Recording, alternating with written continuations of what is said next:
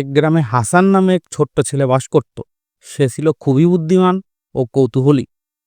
সে প্রতিদিন মসজিদের সামনে দিয়ে তার সহপাঠীদের সাথে স্কুলে যেত।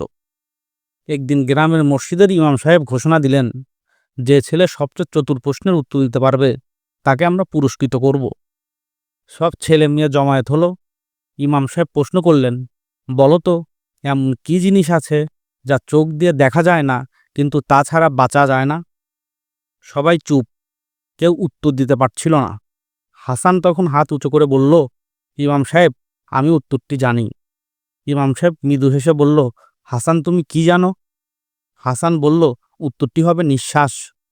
নিঃশ্বাস দেখা যায় না, কিন্তু এছাড়া আমরা বাঁচতেও পারি না। সবার মুখে হাসি ফুটে উঠল। ইমাম সাহেব খুশি হয়ে হাসানকে সামনে ডেকে নিলেন এবং পুরস্কৃত করলেন। তিনি বললেন, বুদ্ধিমত্তা শুধু বড়দের জন্য নয়, যে মনোযোগ দিয়ে চিন্তা করে আল্লাহ তাআলা তার জ্ঞান বরকত দেন।